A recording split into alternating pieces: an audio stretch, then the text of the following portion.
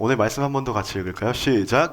이에 예수께서 제자들에게 이르시되 누구든지 나를 따라오려거든 자기를 부인하고 자기 십자가를 지고 나를 따를 것이니라. 아멘. 여러분, 오늘 설교 제목은요, 사는 법입니다. 사는 법. 따라합니다. 사는 법. 네, 나 이미 살고 있는데 뭔 사는 법이 필요하냐 싶으실 텐데, 제가 질문을 드리면서 이제 시작하려고 하는데요. 이 질문입니다. 당신은 크리스찬입니까? 여러분, 당신은 크리스찬, 여러분은 크리스찬이십니까? 여기 크리스찬 없습니까? 여러분 크리스찬이십니까? 네, 아멘입니까? 네, 맞죠. 대부분이 그렇다고 대답한 것 같아요. 아니신 분 한번 손 들어보십시오. 네, 면담 좀 하게. 네, 이 시대를 크리스찬으로 살아가기 힘든 시대라고 이야기합니다. 뭐만 하면 개독교인, 개독교 뭐 이렇게 이야기하죠. 손가락질합니다. 그리고 옛날에는요, 교회가 세상을 걱정했어요. 교회가 세상을 걱정했는데 이제는 세상이 교회를 걱정해주는 그런 시대가 되었습니다. 세상이 보기에 교회가 너무 위험천만한 것 같아 보이나 봐요. 쟤네 또 무슨 짓 할까? 쟤네가 또 저러면 안 되는데 뻘짓하면 어떡하지? 막 이렇게 세상이 우리를 걱정해주는 이상한 시대가 되었습니다. 그런데요, 여러분, 사실 크리스찬으로 사는 것은요, 원래부터 힘든 일입니다. 알고 계시죠? 저희 이제 교인은 아니시지만 저는 잠정교인이라고 부르는 그 매형이 우리 교회에 나오지 않습니까? 저희 누나가 이제 교회를 김주성도가 나오면 매형이 나오시잖아요. 그런데 오늘 추석에 이제 내려갔다가 오셨더라고요. 춘천에 오셨더라고요. 그래서 이제 얘기를 좀 나눌 시간이 있었어요. 얘기를 나누는데 우리 교회 예배가 참 좋대요. 참 좋대요. 처남이잖아요. 처남의 설교도 참 좋대요. 이런 얘기를 하더라고요. 근데 주평이 설교는 너무 빡세라고 하는 거예요. 청년들이 듣기에 좀 빡센 것 같은데, 그래서 아닌데 형님, 저 청년들 청소년들 설교하는 걸로 유명해요. 근데 잘 알아듣고 잘 이렇게 이해할 수 있도록 잘 푸는 걸로 유명한 편인데 라고 했더니, 그래, 설교 너무 잘한대요. 거의 정치인이라는 거야. 정치해야 된대. 마음을 움직이는 설교를 한다는 거예요. 그런데 그 내용이 너무 빡세다는 거예요. 그래서 뭐가 빡셀까요? 어떤 게 빡세죠? 그랬더니 교회를 다니고 싶게끔 해야 되는데, 하나님을 믿고 싶게끔 해야 되는데, 하나님 믿는 것은 어려워요.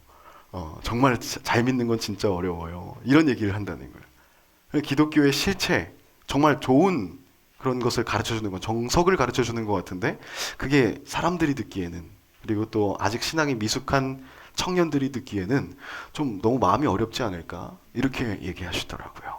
네. 근데 이게 맞잖아요. 왜냐하면 좀 거짓말을 할 수가 없어요. 크리스천의 길은 어려운 길입니다. 정말 어려운 길이에요. 교회 잘 다니면 그냥 크리스천 그거 아니에요. 교회 일 많이 하면 크리스천입니까? 아니에요. 교회 헌금 많이 하면 크리스천입니까?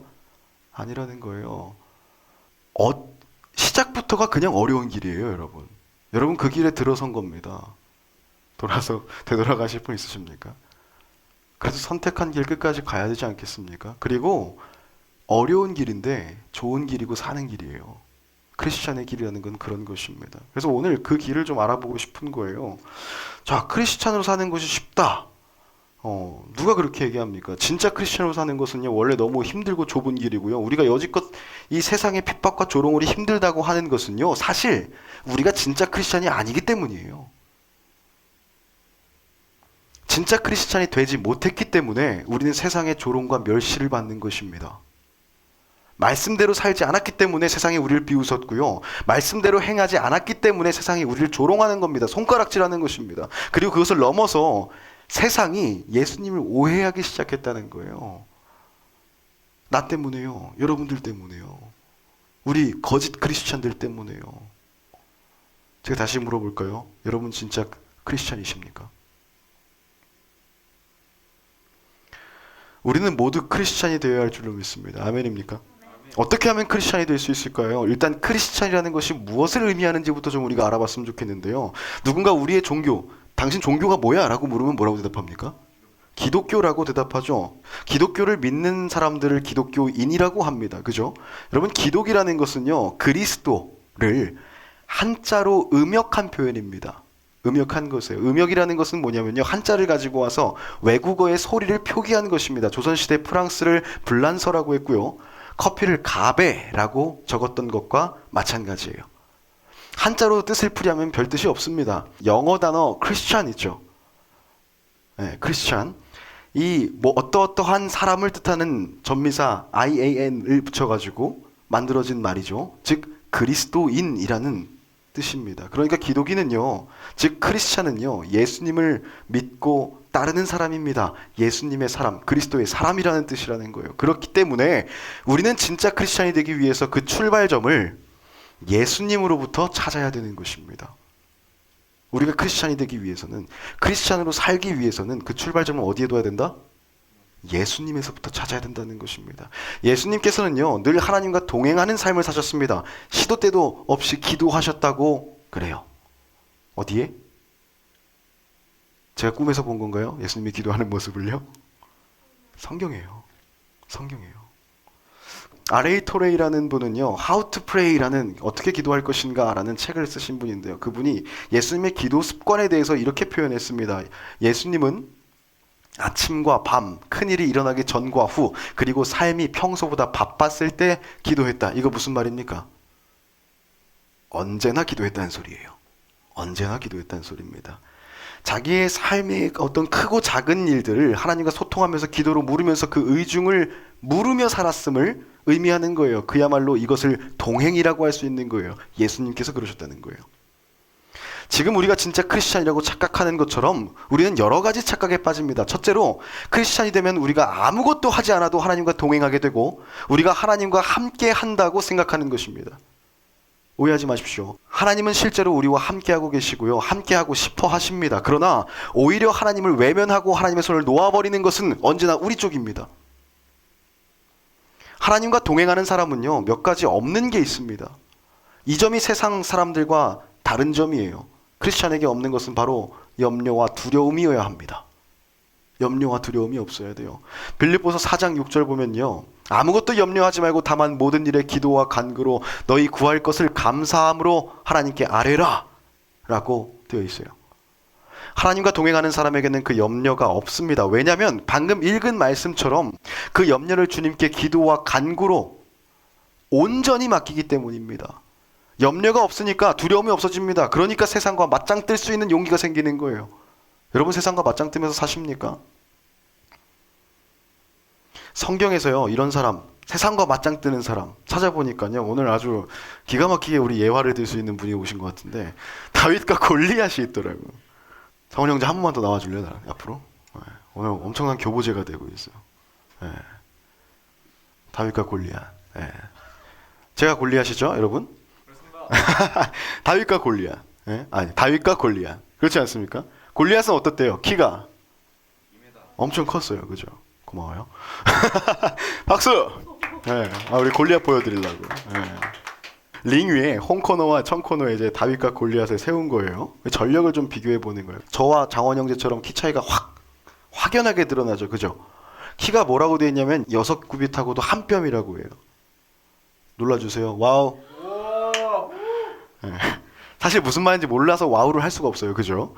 네. 한 규빗은요, 여러분 45.6cm입니다. 네.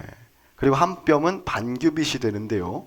6.5 곱하기 45.6은 296.4cm입니다. 거의 4m가 아니라 3m에 가까운 키라는 거예요. 장원 형이 키 몇이에요? 187? 더 커 보여. 네. 조인성 키네요. 187이면은. 대단합니다. 저도 키가 좀 큰 편이잖아요. 그죠? 그렇죠? 농담이고요. 최홍만 씨 키가요, 218cm라고 하니까 최홍만 씨보다 한 80cm 큰 거예요. 놀랍죠? 그래서 저도 이렇게 서보니까 이 정도 되는 것 같아요. 굉장한 네. 골리앗의 허리 조금 위에 제가 있게 되는 거예요. 그 갑옷의 무게가 놋 5,000세겔이며 이렇게 했는데요. 세겔은요, 나중에 화폐의 단위가 되기도 합니다. 여기서 이 세겔은 중량, 무게를 뜻하고 있는 거예요. 당시 1세겔은요, 오늘날 11.4g 정도 된다고 해요. 우리 지난주 설교에도 우리 그람으로 해가지고 몇 개 나왔어요. 뭐뭐 있었죠? 단위가? 달란트랑 데나리온. 네. 오늘은 세겔. 세겔은 몇 그램? 11.4g. 네. 뭐 굳이 외울 필요는 없어요. 그냥 그렇다. 네. 그래서 5,000세겔이면요, 57,000kg, 즉 57kg입니다. 여러분 아령 15kg짜리 잘 못 들죠? 대부분이. 힘들 거예요. 그죠? 여러분 10kg짜리 쌀 한 포대도 제대로 못 들지도 몰라요. 그런데 골리앗은요 갑옷의 무게만 57kg이었다는 거예요. 여러분 지금 살짝 느끼셨는지 모르겠지만 제가 키를 속였어요. 사실 이렇게 돼 있는 거예요. 네, 제가 이렇게 장난을 쳐놨다가 까먹어가지고 아까 왠지 크더라 내가 좀 그죠? 체육만에 거의 필적하던데. 네, 아무튼 지금 쌀 한 포대 또 제대로 못 드는데 그런데 골리앗은 갑옷의 무게만 57kg이었다는 거예요. 그러니까 쌀 10kg짜리를 쌀 6포대를 몸에 메고 있는 걸 생각해 보십시오. 그 정도로 힘이 장사였다. 체육만 이상으로도 크고 힘도 셉니다. 여러분 하시는 그런 말번세로 졸라 세다는 거예요. 졸라 센 거예요. 졸라 세다 말이야 매니아. 이렇게 되는 겁니다. 반면 다윗은요 소년입니다. 애초에 이 전쟁에 참가할 수가 없는 친구예요. 양을 치던 목동입니다. 전쟁은커녕 사람을 죽여본 적이 있을까요? 없을까요? 없습니다. 그런데 그가 전쟁터로 나갔습니다. 골리앗과 맞짱을 떠요. 그 결과는 어떻게 돼야 돼요? 지금 생각해 보세요. 장원이랑 저랑 맞짱을 떠요. 누가 이겨야 정상입니까? 맞아요. 제가 이겨야 돼요. 농담이고요. 여러분 혹시 제게 이색적인 직업이 있었던 거 아시죠? 다. 아마 그래서 장원이 기분 나빴니 혹시?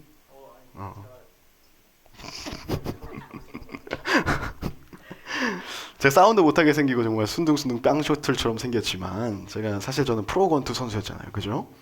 은퇴 후에 신학대학원을 다닐 때에도요. 저는 권투 코치로 일하면서 아르바이트를 했어요. 제가 그 전단지에 있던 제 코치 프로필이었어요. 체육관에서요. 재미난 일이 있었단 말이에요. 체육관에 중고딩들이 참 많이 오거든요. 그중에 강촌에서 춘천까지 매일 버스를 타고 오는 중학교 3학년짜리 친구가 하나 있었습니다. 복싱을 잘하진 못해요. 그런데 참 열심히 했습니다.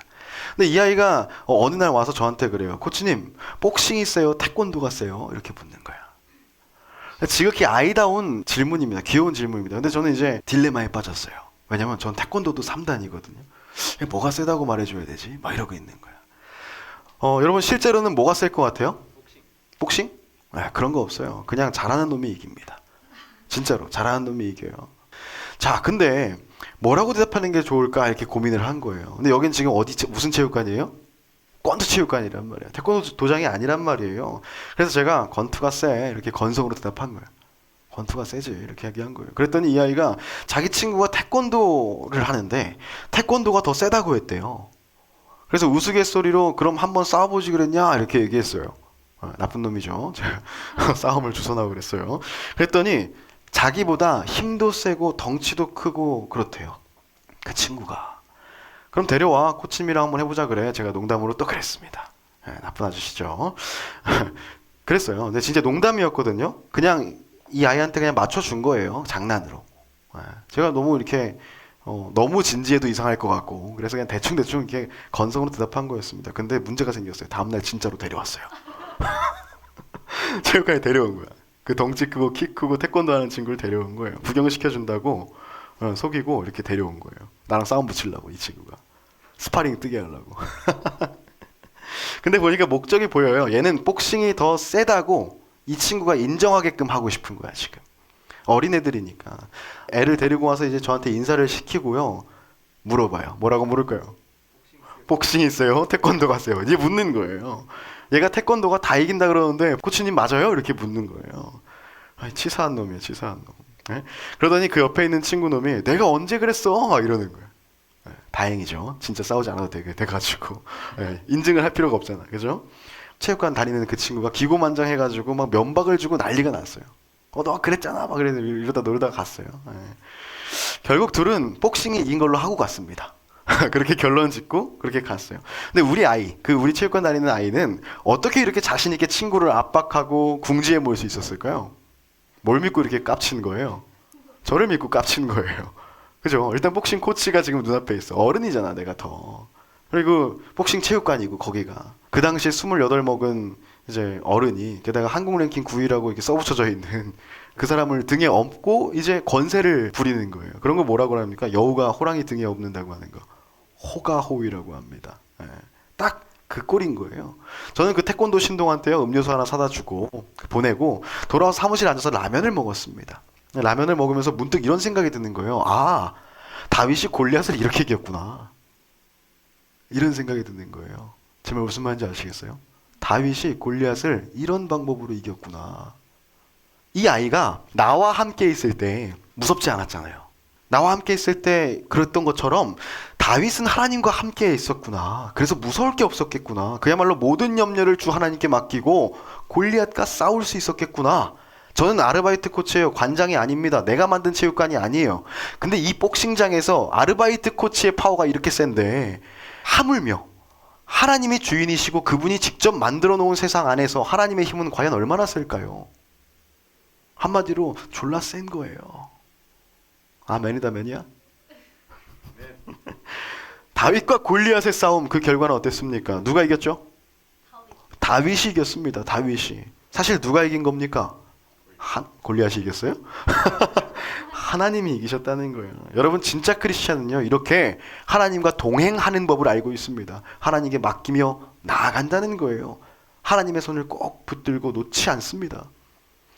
너 가진 것 있냐? 이런 질문에요, 나는 하나님의 백으로 산다 라고 대답할 수 있는 것, 이것이 우리가 발견할 수 있는 크리스찬이 세상을 살아가는 방법, 그 첫 번째 열쇠라는 거예요.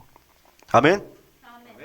반면 다윗이 골리앗을 이긴 것처럼 우리의 기도가 늘 응답되고 우리의 소원이 이루어지면 참 좋겠지만 실은 늘 그런 것만은 아닙니다. 여러분 아시죠? 실패가 있고 좌절의 순간이 있습니다. 이쯤 되면 이런 생각이 들어요. 분명 하나님을 백으로 살아가고 있는데 왜 내 기도는 응답되지 않는 걸까? 내가 기도했던 소망이 왜 이루어지지 않는 걸까? 이런 생각을 하게 됩니다. 자칭 크리스찬이라고 하는 우리들이 쉽게 하는 또 하나의 착각이 있는데요, 하나님을 믿으면 잘 살 거라고 하는 착각입니다. 잘 살게 될 거라는 착각이에요. 오해입니다. 사실은요, 이 말은 굉장히 맞는 말인데요, 하나님을 믿으면 잘 살 수 있습니다. 하지만 잘 살 수 있다라는, 잘 산다는 의미가 우리가 알고 있는 그 잘 산다의 의미와 다를 뿐입니다. 여러분, BMW, 벤츠, 아우디, 우리 아우디 모는 오너가 있죠?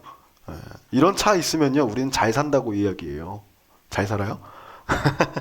잘 산다고 이야기합니다. 근데 어느 순간부터 우리는 잘 산다와 물질적으로 부유하다라는 말을 같은 말로 써오고 있어요. 그런데 물질적으로 풍족한 삶, 그것이 과연 정말로 잘 사는 것일까? 우리는 이렇게 하나님께 구합니다. 하나님은 분명히 구하라고 하셨거든요. 구하라, 그리하면 너희에게 주실 것이요. 우리 같이 읽읍시다. 시작. 구하라, 그리하면 너희에게 주실 것이요. 찾으라, 그리하면 찾아낼 것이요. 문을 두드리라, 그리하면 너희에게 열릴 것이니. 이 말씀이요, 구하는 대로 도깨비 방망이처럼 뚝딱하고 만들어주시겠다라는 의미로 생각하면 큰 오산입니다. 위험해요. 하나님 로또 당첨되게 해주세요. 하나님 저 대통령 되게 해주세요. 하나님 저 누구누구를 좋아해요. 제가 사귀게 해주세요. 이게 다 이루어졌다고 한번 생각해 보십시오. 굉장히 끔찍하죠? 네? 의자왕이에요? 로또 1등 다 당첨되면 어떡합니까 이거? 로또 당첨자가 막 수만 명이야. 당첨금 배당금이 100원이 될란가 모르겠네. 너도 나도 대통령이 되면요, 이 나라는 바야흐로 춘추 전국시대를 맞이하게 될 것입니다. 이 나라를 100개로 쪼개도요 모자라요. 주평나라, 하나천국, 미아, 만세, 민경땅, 지은월드 다 자기가 다 왕한다고 하면은, 그 기도가 다 이루어진다고 한다면 얼마나 이게 아노미 상태가 되겠습니까? 케이오스예요. 카오스입니다. 카오스. 야, 남북한도 이렇게 골치 아픈데 100개라니 한번 생각해 보세요. 여러분, 연애는 더 문제가 큽니다. 삼각관계, 사각관계, 저같이 인기 있는 사람은 한 27각관계 정도 만들 수 있을 거라고 생각합니다.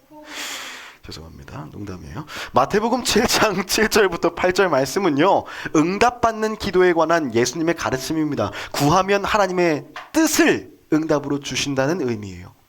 기도로 하나님의 뜻을 구하면 그것에 응답하신다는 말씀입니다. 그 응답은 다윗의 때와 같이 예스도 있겠지만 no, 거절도 있습니다. 우리가 하나님의 의중을 다 이해하고 헤아릴 수는 없습니다. 그런데 늦게 믿은 제가 짧게나마 기도해보고 말씀 보고 사역하면서 느낀 것은요, 분명히 하나님의 거절에는 이유가 있더라는 거예요. 우리 교회 부겸입니다. 부겸 어릴 때 사진을 제가 어제 발견해가지고 너무 귀엽죠. 물론 민겸이도 예쁘지만 부겸이가 참 저는 귀엽고 예뻐요. 너무 예쁘죠. 정말 뭐든지 주고 싶어요. 제 기억에 이렇게 태어나가지고 얼마 안 됐을 때 제가 대리운전할 때였거든요. 제가 19만 원짜리 저도 차가 없는 주제에 BMW 이게 자동차 그걸 제가 선물했던 기억이 있어요. 아주 알바 열심히 해가지고 저도 막 못 먹고 다니면서 저도 BMW가 없는 차도 없었는데 그때. 예. 근데 여러분도 이제 아이를 낳았다고 생각해 보는 거예요. 너무 예쁘겠죠. 예. 왜 한숨 쉬어요? 당신을 낳은 아이는 예쁘지 않을 거예요? 예. 아이를 낳았다고 한번 생각해봐요. 너무 예쁠 거예요. 그런데 이 아이가 어느 날 와가지고 엄마 아빠 나 싸움 잘하고 싶으니까 나 지금부터 연습할 거니까 칼을 주세요 라고 하진 않겠지만 저희 집에 부엌칼 좀 주세요 그런 거야. 부엌칼을 달라고 합니다. 아, 날카롭고 예리하죠. 달라고 하는 거야. 여러분 아들이 여러분 아들 낳았어. 아들이 부엌칼을 달라고 하는 거야. 갖고 놀게. 칼싸움 할 거예요. 막 이런. 그 여러분은 그래 너는 커서 훌륭한 사무라이가 될 수 있는 소질이 있으니까 지금부터 연습하거라 이렇게 할 거예요? 할 거예요? 왜 끄덕여?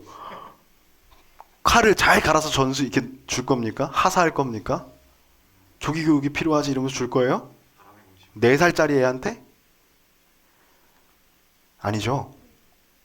세상에는요 사랑하기 때문에 줄 수 없는 것들이 있습니다. 우리는요 때때로 우리가 감당하지 못할 것들을 욕심냅니다. 그리고 그것을 하나님께 구하죠. 예를 들면 우리가 경제관념이 훈련되지 않았잖아요. 그죠? 그런 상태로 우리에게 물질적인 부를 허락하는 것이, 우리가 부유하게 되는 것이, 우리가 로또에 당첨되는 것이 하나님의 입장에서 옳은 것일까요? 물론 세상의 모든 물질적 기도가 이런 메커니즘을 통해서 거절되고 있다는 이야기는 절대 아니에요. 그런 것은 아닙니다. 우리가 헤아릴 수 없이 치밀하고 다양한 하나님의 생각과 뜻이 어떤 이유이든 그 거절에 담겨 있을 거라는 것이에요. 거절당했다면, 여러분의 기도가 거절되었다면 분명히 뜻이 있을 거라는 겁니다. 아무 의미 없는 거절의 응답은 없다는 것이죠. 제가 느낀 바 그래요. 제가 받은 거절의 응답, 그리고 그 거절에 대한 하나님의 뜻을 구했을 때 받았던 응답이 있거든요. 제가 누군가를 열렬히 사랑했었습니다. 결혼까지 생각했어요. 초등학생 때요. 농담이고요. 하지만 그 사랑이 영원하지는 못했습니다. 영원하지 못했어요. 그렇게 열심히 기도하는데 그럼에도 불구하고 내가 사랑하는 사람이 왜 나에게 돌아오지 않을까? 왜 돌아와주지 않을까? 그 질문으로 시작된 그 상처와 슬픔은요, 기도 끝에 응답받을 수 있었습니다. 그 슬픔은 나뿐만 아니라 내가 사랑하던 그 친구도 하나님의 자녀라는 사실을 망각했던 까닭에 약이 된 것이었어요. 10손가락 깨물어 안 아픈 손가락이 없다고, 똑같이 사랑하는 자녀이기 때문에 아들의 사랑을 이루어주기 위해서 딸의 감정과 그 자유의지를 무시할 수 없으신 것이지요. 그런 마음을 저에게 허락하시면서 위로하셨어요. 하나님께서 저를 향한 이 거절, 여기에도 이유가 있었습니다. 저는 그렇게 받았어요. 여러분의 짝사랑이, 여러분의 이별이 다 그런 것이라는 건 아니에요, 여러분. 제 경우는 그랬다는 겁니다. 어쨌거나 여기 중요한 거는 여러분이 거절의 응답을 받았더라면 그것도 하나님의 이유가, 뜻이 있을 거라는 거예요. 여러분이 헤아리지 못할지도 모를, 평생 가도 헤아리지 못할지도 몰라요. 그런데 기도를 통해서 알아야겠죠. 어떤 때에는요, 하나님이 준비한 더 큰 계획을 완성하기 위해서 우리의 작은 소망을 거절하실 수도 있습니다. 억울하신가요? 이것이 억울하다면 우린 크리스찬의 길을 갈 수 없는 것입니다. 성경에는 이런 거절에 대한 예수님의 반응을 볼 수 있는 장면이 등장합니다. 예수님이 잡혀가시기 직전에 예수님께서 기도하시거든요. 예수님은 이미 자신의 마지막 사역을 알고 계셨어요. 예수님은 인간의 몸으로 오셨기 때문에 우리와 똑같이 두려움을 느끼고 고민하셨을 것입니다. 말씀 볼까요? 조금 나아가서 얼굴을 땅에 대시고 엎드려 기도하여 이르시되, 예수님은 이렇게 기도하십니다. 내 아버지여, 만일 할 만하시거든 이 잔을 내게서 지나가게 하옵소서. 하나님, 예수님이에요. 예수님이신데, 하나님, 제가 꼭 죽어야 할까요? 그렇지 않다면, 꼭 그래야 되는 게 아니라면 이 사명을 저한테서 거둬주세요. 이렇게 기도하고 계신 겁니다. 그런데 이 말씀의 하이라이트는요, 바로 그 다음입니다. 그러나 나의 원대로 마시옵고 아버지의 원대로 하옵소서. 아멘. 예수님은 이렇게 기도하셨습니다. 기도로 자신의 생각, 소망, 소원을 하나님께 아뢰지만 그 원대로, 나의 원대로가 아니라 아버지의 뜻대로 하시옵소서, 그 거절하시는 하나님의 뜻까지 기쁨으로 받겠다는, 감사로 받겠다는 그 예수님의 모습이에요. 그것이 크리스찬의 모습이 되어야 될 줄로 믿습니다. 그 거절하시는 하나님의 뜻까지도 기쁨으로 받기는 힘들겠지만 감사로 받는 것이 진짜 크리스찬인 줄로 믿습니다. 하나님의 뜻을 묻고 나의 행동을 결정합니다. 욕심을 내려놓고 내가 주인이 되는 삶이 아니라 하나님께서 주인이 되시는 그 삶을 살아갑니다. 그러한 삶을 선택하고 살아갑니다. 그것이 크리스찬의 길이에요. 마태복음 16장 24절 보면요, 누구든지 나를 따라오려거든 자기를 부인하고 자기 십자가를 지고 나를 따를 것이니라. 아멘. 마가복음, 누가복음 마찬가지입니다. 다 그렇게 예수님께서 하신 말씀을 기록하고 있어요. 여러분, 크리스천의 길은 제자의 길입니다. 따라가는 것입니다. 내 마음을 욕심으로 채우고 내 생각으로 채우는 것이 아니라 나를 부인하고 자기 십자가를 지고 따르는 것입니다. 자기를 부인하는 것은요, 자신의 자아를 죽이는 것을 의미해요. 우리의 자아를 죽일 때 하나님께서는 우리의 영을 살리실 것입니다. 할렐루야. 내 자아를 버리고 하나님의 뜻을 구하며 산다. 이것이 우리가 발견할 수 있는 크리스찬이 세상을 살아가는 두 번째 방법, 두 번째 열쇠입니다. 이제 마지막 열쇠를 찾으러 갈 건데요, 마지막 열쇠는 결론부터 말씀드리려고 합니다. 뭘 것 같아요? 맞춰보실래요? 사랑입니다. 크리스찬은 사랑을 빼놓을 수 없어요. 예수 그리스도를 사랑을 빼고 논할 수 있습니까? 하나님을 사랑을 빼고 논할 수 있어요? 결코 없을 겁니다. 그런즉 믿음, 소망, 사랑, 이 세 가지는 항상 있을 것인데 그 중에 제일은 사랑이라. 이거 어디서 보셨습니까? 우리 사실 매일 보고 있는데 관심 없으십니까? 오, 대현이가 하네. 우리 내려오는 길에 주님 사랑교회 써있고 그 밑에 있는 성구는 안 읽으시죠? 거기 적혀있는 그것이 고린도전서 13장 13절 말씀이거든요. 앞서 크리스찬이란 예수님과 함께하는 사람, 예수님을 따르는 사람이라고 이야기했습니다. 맞습니까? 아니에요? 예수님은 우리에게 명령을 하셨어요. 예수님 잘 명령 안 하시거든요.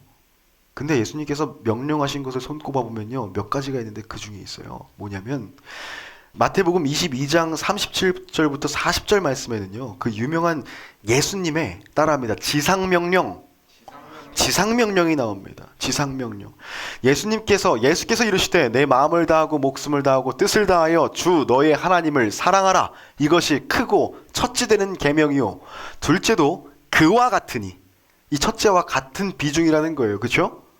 첫째, 둘째가 같다라는 거예요. 내 이웃을 내 자신과 같이 사랑하라고 하셨으니 이 두 계명이 온 율법과 선지자의 강령이니라. 아멘입니까? 이 명령을 요약하면요, 결국 뭐냐면 하나님 사랑, 이웃 사랑입니다. 그렇습니까?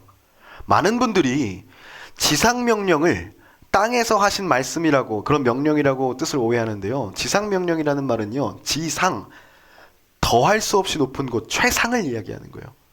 최고의 끝에 이르러 있다는 거예요. 그러니까 그 어떤 것보다도 우선되는 명령이 바로 지상명령이라는 거예요. 바로 그 지상명령이 사랑이라는 거예요.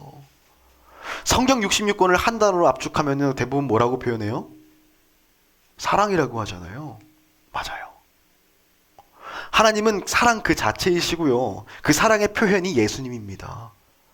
죽어마땅한, 하나님과 도무지 가까워질 수 없는 우리를 위해서 하나뿐인 아들 예수님을 이 땅에 주셨습니다. 그 예수님의 사역은 사랑이었다는 거예요. 그의 죽음과 바꾸어서 우리를 구원했습니다. 여러분은 누군가를 대신해서 누군가 위해서 죽을 수 있습니까? 저는 여러분 사랑합니다. 여러분 아낍니다. 여러분이 모두 하나님 안에서 형통했으면 좋겠어요. 여러분들을 위해서라면 제 시간, 돈 내놓는 거 아깝지 않습니다. 이야기 나누고 싶다고 하면요, 제가 빚을 져서라도 여러분 밥 사줄 거예요. 그러고 있잖아요. 그런데 미안한 얘기지만 여러분을 위해서 죽어줄 수는 없습니다. 오징어 게임 우리가 아무리 깐부여도 제가 여러분을 위해서 죽어줄 수는 없을 거예요. 고민은 해볼게요. 만약에 오징어 게임 같은 상황이 된다면 어떻게 해야 될지 고민해볼게요.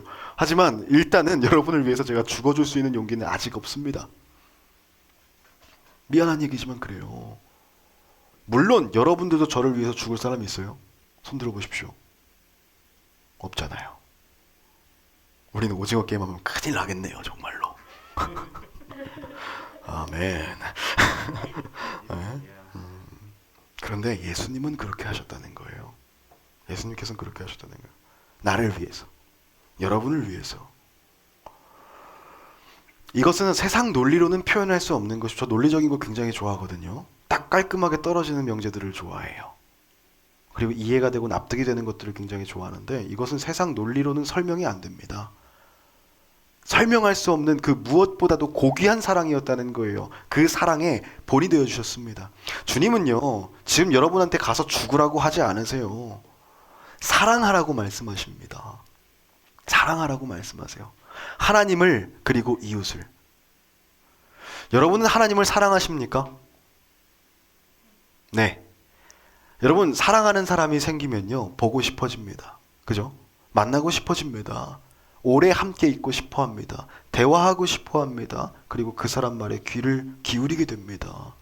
우리는 하나님을 예배를 통해서 만납니다. 예배 가운데 여러분 그 사랑을 하나님께 표현하고 계십니까? 말씀에 귀 기울이고 계십니까? 기도로 대화하고 계십니까?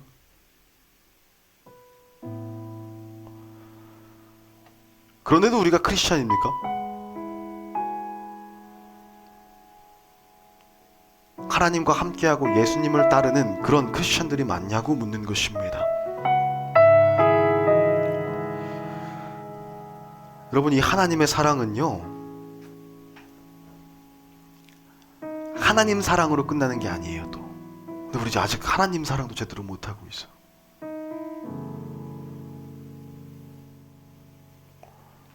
이 사랑이 이 땅에서 이웃 사랑으로 이어지는 거거든요.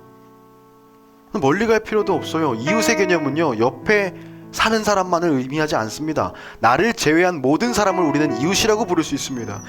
가깝게는 여러분의 가족, 부모님이 있어요. 형제가 있고요. 친구가 있습니다. 여러분 이웃을 사랑하고 계십니까?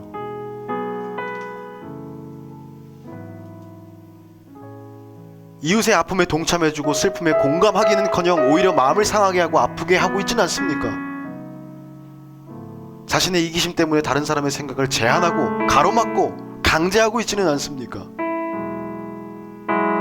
비난을 넘어서 힐난을 서슴지 않고 자신의 잘남을 드러내기 위해서 마음을 쿡쿡 찌르고 있지는 않습니까? 여러분 요한일서 4장 20절부터 21절 보면요, 누구든지 하나님을 사랑하노라 하고 그 형제를 미워하면 이는 거짓말하는 자라, 이렇게 이야기하고 있습니다. 왜 그러냐면 그 형제를 사랑하지 아니하는 자는요, 보지 못한 바 하나님을 사랑할 수 없기 때문이래요. 우리가 이 계명을 주께 받았으니 하나님을 사랑하는 자는 또한 그 형제를 사랑하라. 하나님을 사랑하는 사람은요, 이웃을 사랑할 수밖에 없는 거고요, 이웃을 사랑하는 사람은 하나님을 사랑할 수밖에 없습니다. 그중 하나도 되지 않고 있다면 우린 둘 다 놓치고 있는 거예요. 우리가 이웃을 사랑하지 않고 하나님을 사랑한다 말할 수 없는 것입니다. 내가 하나님을 사랑한다고 하면서 이웃을 사랑하지 않을 수 없다는 거예요. 그럼 우린 뭐냐 말이야 도대체. 왜 어느 하나도 제대로 못하고 있냐 말이죠. 그러고도 우리가 크리스찬이라는 말입니다. 이건 여러분뿐만 아니라 저에게도 하고 있는 설교예요. 우린 뭡니까 도대체?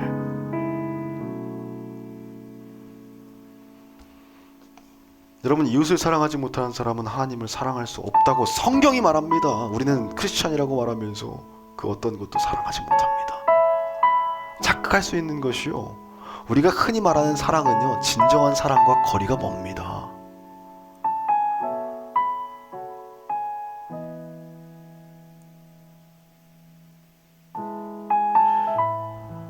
너무 분위기가 심각해졌는데요,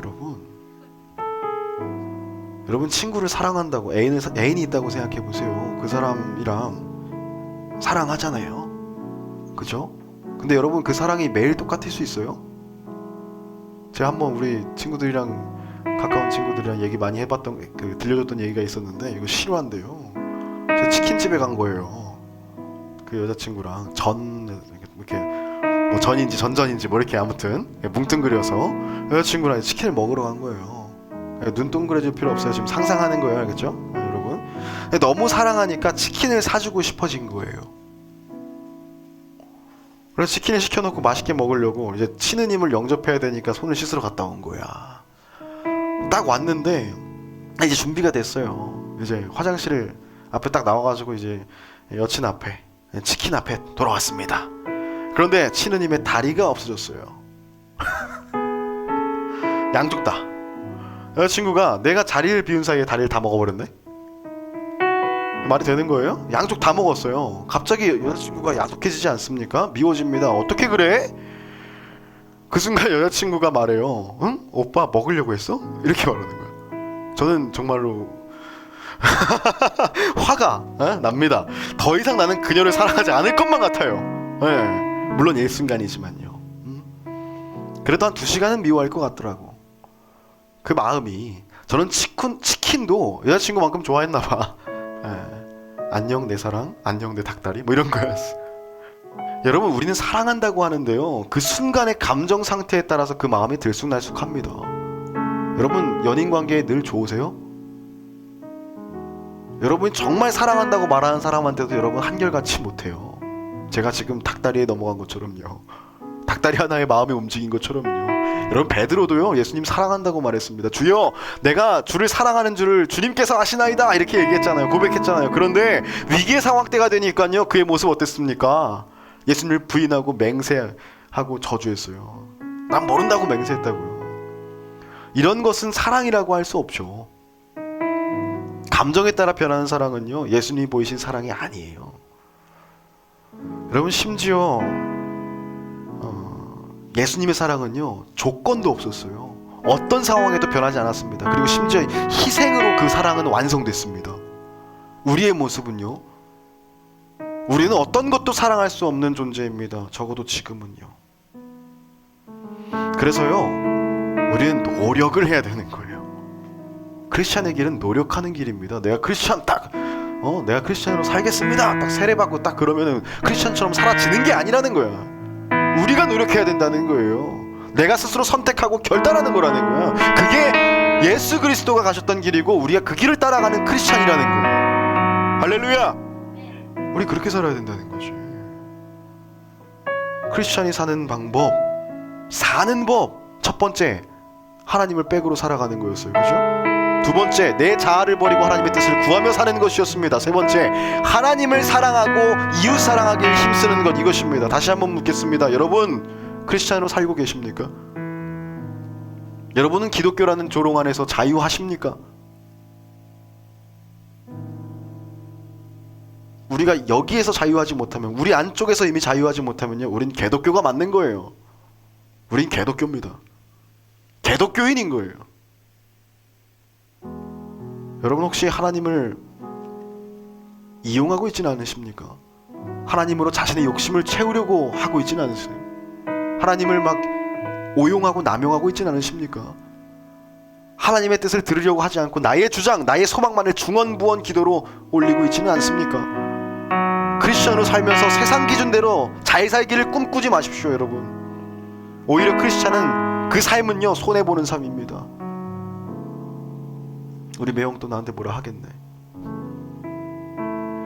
남을 위해 내어주는 것이에요. 남을 위해 내어주는 삶입니다. 이제 저와 여러분은요, 크리스찬으로서의 첫 발을 떼야 합니다. 여러분, 줄탁동시라는 말이 있거든요. 줄탁동시.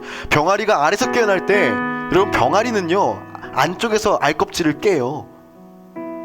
그리고 어미닭은요, 밖에서 얘가 나오게 해주려고 밖에서 깨줍니다. 이것이 동시에 일어나서 줄탁동시예요. 이렇게 쓰거든요, 줄탁동시라는 말은. 저와 여러분이 이 시간 크리스찬으로 태어나길 결단하고 그 단단한 세상의 벽을 부수기 시작한다면요, 하나님께서는 어미닭과 같이 그것을 깨어주며 그 벽을 허물어 주시면서 우리를 도와주실 것입니다. 할렐루야. 우리 이 시간에 다시 복음 앞에 서는 거예요. 출발선상에 섭시다. 하나님께로 우리의 가치관을 리셋하고 그 시선을 하나님께로 다시 돌려놓읍시다. 그렇게 저와 여러분 모두 크리스찬의 길, 그 첫걸음을 떼길 원합니다. 할렐루야. 네, 우리 시간 부르신 곳에서 함께 찬양하면서 그렇게 예배하는 예배자로 크리스찬으로 살아가겠다고 결단하며 나아갑시다. 우리 함께 찬양합시다.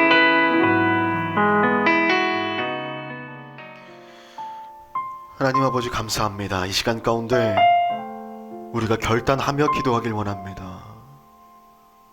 하나님, 이제 다시 돌아갑니다. 우리가 다시 복음 앞에, 다시 출발선상에 섭니다. 하나님 앞에 섭니다. 하나님, 우리 가운데 도우셔서 우리가 이 세상에서 빛과 소금의 역할을 감당하는 진정한 크리스찬으로 살아갈 수 있도록, 살아낼 수 있도록 도와주시옵소서. 우리의 삶을 주님께 드립니다. 이 세상 가운데에 하나님 나라의 지평을 넓히는 일에 우리 모두를 사용하여 주시고 주님 사랑교회를 사용하여 주시옵소서. 여기 모인 모두가 그렇게 살아가길 소원하며 축복하며 예수 그리스도의 이름으로 기도드렸습니다. 아멘.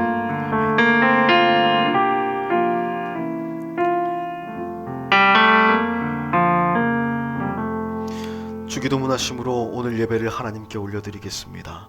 하늘에 계신 우리 아버지, 아버지의 이름을 거룩하게 하시며 아버지의 나라가 오게 하시며 아버지의 뜻이 하늘에서와 같이 땅에서도 이루어지게 하소서.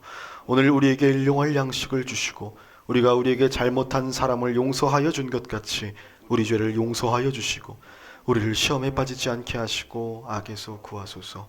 나라와 권능과 영광이 영원히 아버지의 것입니다. 아멘.